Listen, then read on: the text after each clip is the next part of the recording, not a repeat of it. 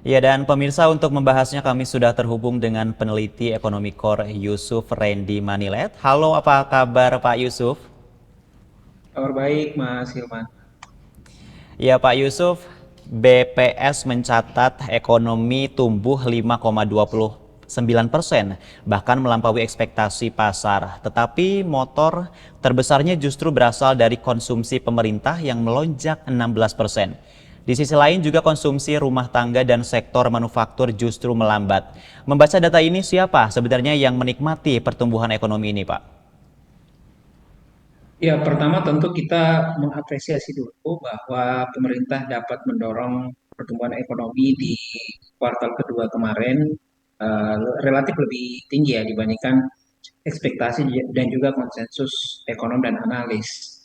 Kalau kita melihat dari pos pertumbuhannya, memang pertumbuhan pada belanja pemerintah dan juga masih di atas angka 5%-nya pertumbuhan konsumsi rumah tangga serta pertumbuhan investasi yang juga berada di kisaran 6% menjadi beberapa alasan kenapa pertumbuhan ekonomi di kuartal kedua kemarin itu masih berada di angka 5% ya, di angka sekitar 5,2%.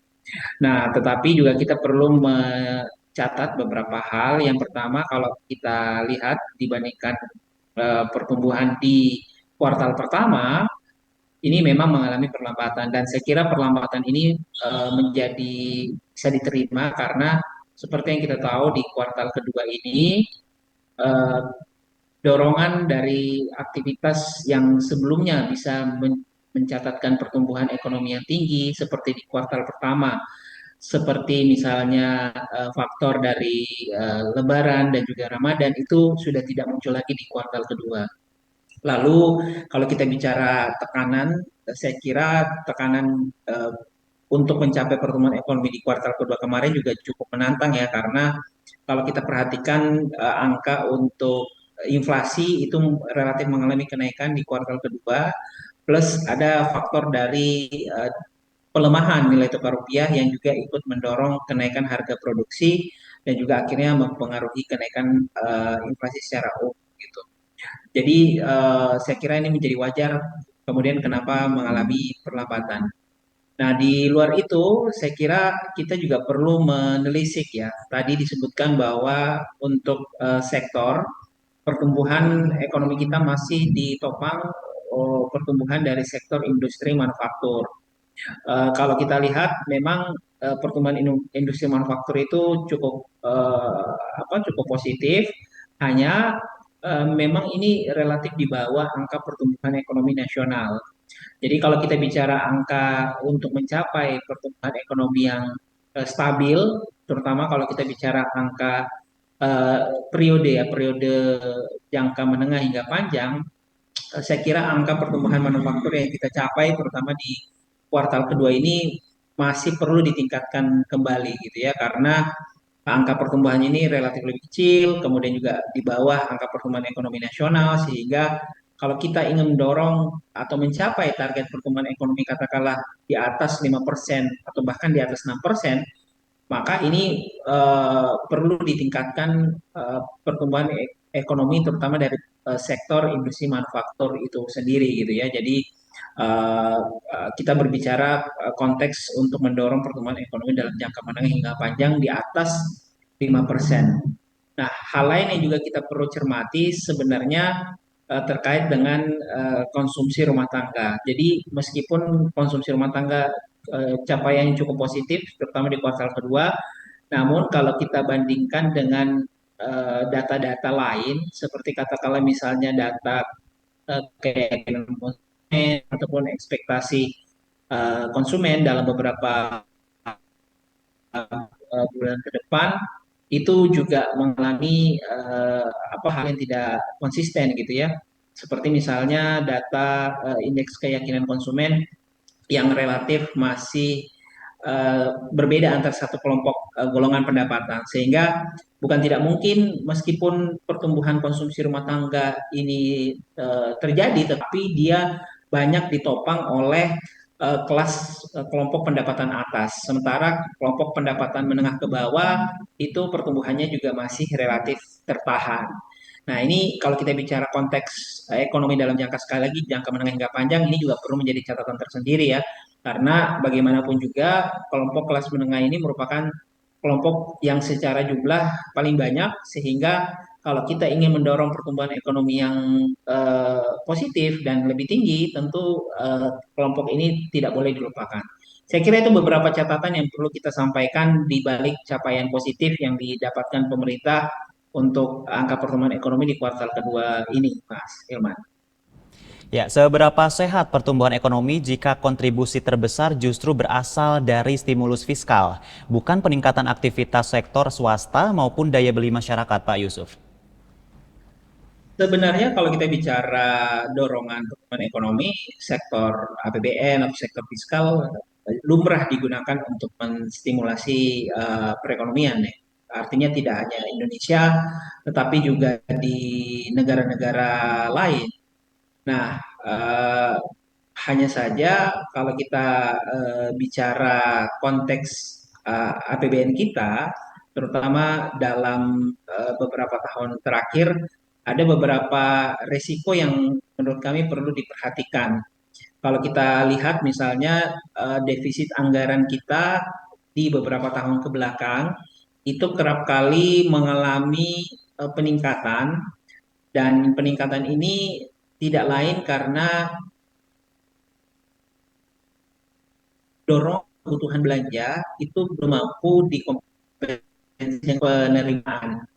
Ketika defisit anggarannya itu mengalami peningkatan atau pelebaran, maka langkah yang biasanya dilakukan oleh pemerintah yaitu dengan melakukan efisiensi. Nah, efisiensi ini akhirnya bisa memberikan implikasi terhadap tertahannya gitu ya pertumbuhan ekonomi dan itu sebenarnya kita pernah saksikan atau pernah kita rasakan di periode kuartal pertama pada tahun 2025 yang lalu. Jadi kalau misalnya kita ingin mendorong pertumbuhan ekonomi kita dari kebijakan fiskal, dari sisi fiskal, maka kita perlu atau pemerintah perlu pastikan aspek keberlanjutannya itu bisa terjadi. Jangan sampai kemudian kita eh, menopang pertumbuhan ekonomi salah satunya dari kebijakan belanja pemerintah, tetapi tadi ya sisi belanja pemerintahnya ini rapuh, mengingat sisi penerimaan dari belanja pemerintah ini selama ini kerap kali menjadi titik lemah dari realisasi kebijakan fiskal yang biasa dilakukan oleh pemerintah. Jadi secara umum sebenarnya sah-sah saja gitu ya pemerintah mendorong pertumbuhan ekonomi melalui kebijakan fiskal, belanja pemerintah yang besar, tetapi yang perlu diperhatikan adalah keberlanjutannya. Dan keberlanjutannya ini ada aspek dari sisi penerimaan dan juga sisi belanja ya. Dari sisi penerimaan tadi kita sudah singgung, nah dari sisi belanja terutama yang tidak kalah penting adalah memastikan bahwa belanja yang dilakukan oleh pemerintah ini memang menjadi pos belanja yang bisa memberikan efek pengganda yang besar gitu ke berbagai sektor. Dan program-program lain termasuk di dalam program strategis baru yang dilakukan oleh pemerintah katakanlah misalnya EBG dan juga KDEP ini saya kira juga masih perlu ditelisik lebih jauh sebelum kita bisa mengatakan apakah program-program baru ini bisa memberikan dampak pengganda perekonomian yang cukup positif bagi ekonomi secara keseluruhan. Ya, lalu apa risikonya, Pak, jika ruang fiskal mulai menyempit? Kalau ruang fiskal mulai menyempit, maka tadi ya pilihan untuk kemudian menggunakan instrumen fiskal itu menjadi lebih terbatas. Sekali lagi, ketika ruang fiskalnya menyempit, umumnya pemerintah itu mengambil langkah dengan cara melakukan penghematan efisiensi. Dan hal tersebut sebenarnya sudah kita saksikan gitu ya di tahun ini sebenarnya pemerintah sempat melakukan efisiensi terutama di bulan April ya setelah ada kenaikan harga minyak yang cukup signifikan ketika itu. Di tahun lalu di kuartal pertama dan juga kuartal kedua belanja pemerintah itu mengalami pertumbuhan yang negatif. Artinya ini merupakan cerminan pertumbuhan belanja pemerintah yang tertahan akibat penghematan yang dilakukan oleh pemerintah itu sendiri. Jadi ketika ruang fiskalnya menyempit, ya mau tidak mau pemerintah harus melakukan penghematan, dan ketika penghematan itu dilakukan, itu bisa menahan pertumbuhan ekonomi secara keseluruhan. Yang menurut kami memang perlu dilakukan kalau misalnya ternyata dalam dua kuartal ke depan, di kuartal ketiga dan juga di kuartal keempat, ruang fiskal ini menyempit dan instrumen kebijakan fiskal yang bisa digunakan itu relatif menjadi lebih terbatas, maka pemerintah tentu perlu mendorong instrumen yang lain ya. Misalnya instrumen di sektor real seperti katakanlah untuk investasi atau katakanlah untuk ekspor misalnya, itu juga saya kira menjadi hal lain yang bisa dilakukan pemerintah untuk mengantisipasi apabila ruang fiskal yang semakin terbatas dan kemampuan APBN dalam menopang ya pertumbuhan ekonomi secara keseluruhan itu juga relatif terbatas. Jadi perlu ada mitigasi sejak dini untuk memastikan pemerintah bisa mengejar target pertumbuhan ekonomi meskipun ada potensi ruang fiskalnya menyempit di semester kedua ini. Ya, BPS melaporkan jumlah penduduk miskin turun menjadi 22,93 juta orang. Namun pada saat yang sama garis kemiskinan naik menjadi sekitar Rp669.000 per kapita per bulan. Apa sebenarnya yang harus dibaca publik dari dua data yang tampak bertolak belakang ini, Pak Yusuf? Iya, saya kira memang ada penyesuaian yang dilakukan oleh BPS terutama terkait garis kemiskinan, dan garis kemiskinan itu sebenarnya diukur dari beberapa komoditas gitu ya.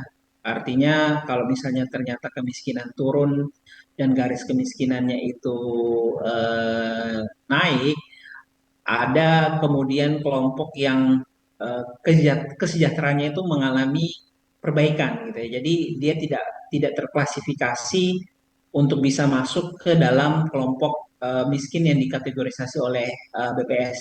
Yang menurut kami sebenarnya itu merupakan hal positif ya, karena kalau masyarakat itu bisa meningkat kesejahteraannya, pendapatannya meningkat, maka peningkatan garis kemiskinan itu tidak berlaku bagi mereka. Artinya mereka tidak terdaftar atau terklasifikasi sebagai masyarakat yang terkategorisasi sebagai penduduk miskin. Nah, tetapi data kemiskinan dan juga tadi diskusi mengenai peningkatan kesejahteraan masyarakat yang terjadi karena tadi ya ada penurunan tingkat kemiskinan, itu juga perlu kita lihat atau kita sandingkan dengan data lain, termasuk di dalamnya data data pengangguran gitu ya, atau data tenaga kerja kita. Karena data tenaga kerja kita menunjukkan sebenarnya sekitar ya lebih dari 50% komposisi tenaga kerja kita masih terkategorisasi sebagai pekerja di sektor informal. Nah, apa kemudian yang bisa kita lihat dari sana? Artinya kalau misalnya pekerja kita masih terkategorisasi sebagai pekerja informal, maka ini akan cukup rentan gitu ya. Di satu kesempatan mereka penghasilannya bisa naik karena ada faktor katakanlah eh, dorongan dari bantuan pemerintah misalnya. Namun di saat yang lain penghasilan penghasilan mereka bisa kembali turun gitu kalau misalnya bantuan pemerintahnya misalnya tertahan gitu. Jadi saya kira eh, dari aspek keberlanjutan ini perlu kita lihat secara lebih hati-hati ya. Artinya tingkat kemiskinan yang turun ini tentu kita apresiasi apa yang dilakukan oleh pemerintah, tetapi di saat yang bersamaan ini cukup rapuh, apalagi kalau dilihat dari struktur ketenaga kerjaan kita. Artinya mereka yang bisa atau mereka yang masuk ke dalam kategorisasi pekerja informal itu bisa kembali masuk ke kategori miskin apabila penghasilan mereka turun karena berbagai faktor termasuk di dalam faktor goncangan ekonomi ketika misalnya mereka tidak mendapatkan bantuan lagi dari pemerintah. Ya, data menunjukkan kemiskinan desa masih jauh lebih tinggi dibanding perkotaan. Apakah artinya ini pertumbuhan ekonomi belum benar-benar sampai ke masyarakat lapisan bawah? Ya, saya kira ini juga merupakan sebuah cerminan bagi pemerintah agar mengevaluasi ya kebijakan-kebijakan yang berkaitan dengan pembangunan di desa. Kalau kita ingat dalam beberapa tahun ke belakang, sebenarnya kan desa ini punya dana desa yang diberikan oleh pemerintah pusat dengan nilai tertentu yang digunakan untuk berbagai aspek pembangunan yang bisa dilakukan di desa.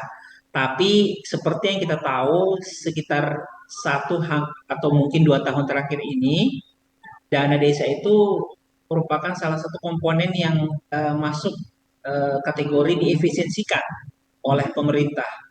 Karena kenapa diefisiensikan? Kita paham bahwa pemerintah juga punya program lain ya, seperti misalnya program KDMP yang dana jaminannya itu didapatkan atau dialokasikan dari dana desa, sehingga dana desanya mengalami penurunan ataupun ada koreksi di sana ya dari tahun-tahun sebelumnya gitu.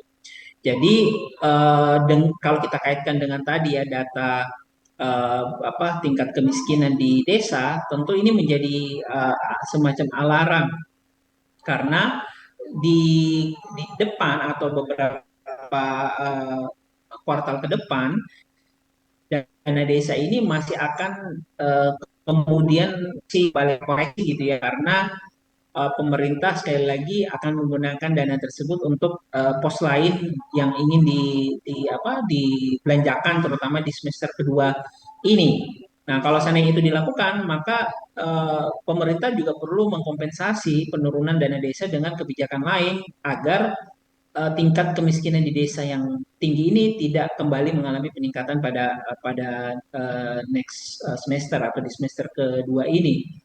Hal yang cukup menantang kalau menurut kami karena tadi setelah dana desa dikurangi, praktis ruang gerak dari pembangunan di desa itu menjadi lebih terbatas gitu ya. Artinya banyak desa yang akhirnya harus bergantung kembali pada dana-dana yang kemudian dialihkan atau dialokasikan dari pemerintah daerah baik di level provinsi maupun di level kabupaten gitu. Jadi saya kira ini akan cukup menantang dan dengan dinamika eh, transfer ke daerah dan dana desa yang semakin menurun terutama dalam 1 tahun terakhir ini, saya kira tantangan untuk mengurangi tingkat kemiskinan di desa tidak akan ringan, terutama kalau kita bicara jangka pendek ini, Mas Hilman. Pemerintah optimistis ekonomi tetap kuat, namun di sisi lain ada ancaman El Nino, potensi kenaikan harga pangan, serta tekanan perdagangan internasional. Apa yang harus diwaspadai oleh ekonomi Indonesia pada semester kedua, Pak Yusuf? Ya, yang perlu kita garis bawahi adalah El Nino yang akan terjadi puncaknya diprediksi di Oktober, bahkan berpotensi akan berlanjut hingga Februari 2027, eh, akan memberikan implikasi terhadap kekeringan dan juga akan memberikan implikasi terhadap inflasi apabila pemerintah tidak mulai memitigasi, terutama mitigasi ke sektor pertanian gitu ya. Ini menjadi krusial dan penting karena sektor pertanian merupakan salah satu sektor yang menyumbang basket perhitungan inflasi cukup besar. Artinya ketika Godzilla El Nino ini terjadi, maka dan tidak ada mitigasi dari pemerintah, maka ini akan memberikan implikasi terhadap kenaikan inflasi, terutama inflasi di sektor pangan. Dan inflasi yang terjadi di sektor pangan ini akan memberikan dampak keseluruhan terhadap inflasi umum atau inflasi secara keseluruhan. Jadi saya kira ini perlu menjadi catatan bersama gitu ya, terutama bagi pemerintah, bagi langkah mitigasi yang perlu disiapkan terutama di semester kedua dan kuartal ketiga dan awal kuartal keempat agar dampak El Nino ini tidak memberikan implikasi terhadap tekanan ataupun kenaikan inflasi yang terjadi secara signifikan. Nah, selain El Nino, saya kira dampak dari geopolitik pun sebenarnya belum belum sepenuhnya hilang ya. Kalau kita lihat sekarang memang posisi dari konflik geopolitik relatif lebih lebih landai gitu ya. Eskalasinya sudah tidak terlalu setinggi ketika di awal tahun. Tetapi kalau kita bicara perdamaian yang sedang diinisiasi oleh kedua negara, Iran dan Amerika Serikat, ini posisinya agak agak rapuh dalam arti bisa saja kemudian perdamaian yang sudah disepakati tidak akan berlanjut dan bahkan akan ada serangan balasan serangan antar kedua negara yang dilakukan antara Amerika Serikat dan juga Iran gitu. Dan ketika itu terjadi itu kan memberikan implikasi terhadap sekali lagi harga minyak global ya, dan harga minyak global yang mengalami peningkatan itu juga kembali akan memberikan implikasi terhadap negara-negara emerging market termasuk di dalamnya Indonesia gitu. Jadi dampak geopolitik pun saya kira juga masih akan menjadi faktor tersendiri yang akan mempengaruhi dinamika pertumbuhan ekonomi kita di semester kedua, di kuartal ketiga dan juga di kuartal keempat. Dan yang terakhir saya kira kalau kita bicara pertumbuhan ekonomi di semester kedua ini, faktor dari kepastian kebijakan pemerintah juga akan ikut memberikan dampak, terutama dampak dari minat investasi ya. Artinya selama kemudian pemerintah masih tetap bisa menjaga kepastian dalam iklim investasi, maka ini akan menjadi semacam faktor pendorong atau faktor penopang pertumbuhan ekonomi.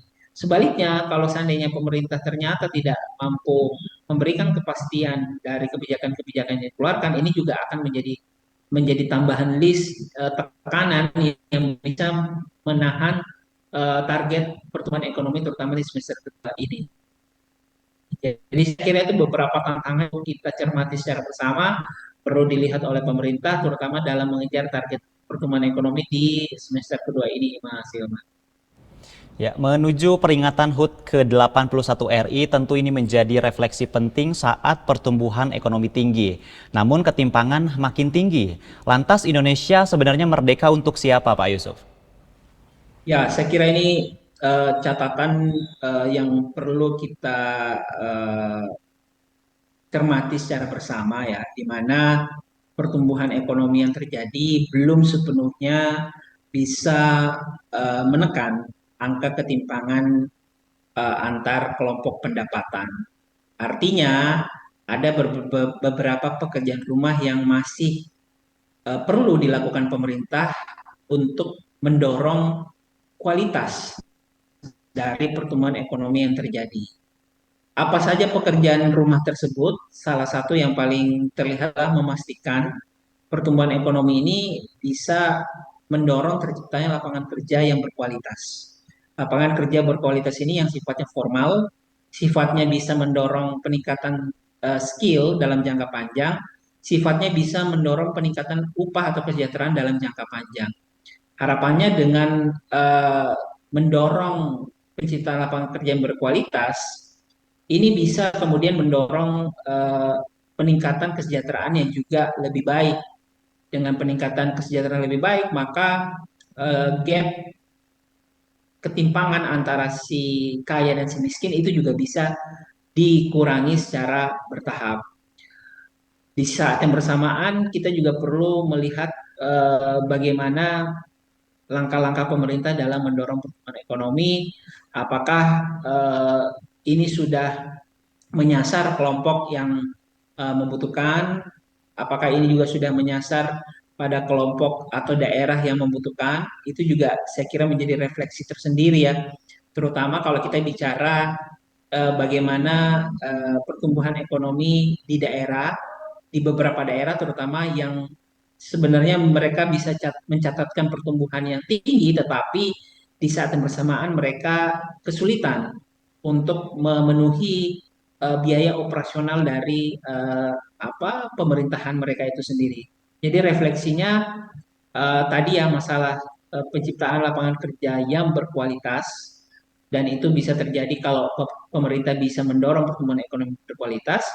Dan refleksi yang berikutnya adalah bagaimana desentralisasi fiskal kita itu bisa kembali berjalan secara optimal dan bisa memberikan manfaat yang lebih besar, terutama pada daerah-daerah yang memang membutuhkan.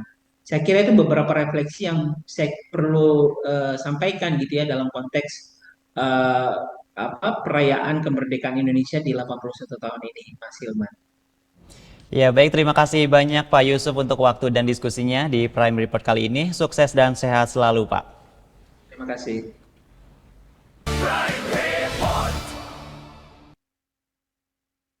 Yang didukung oleh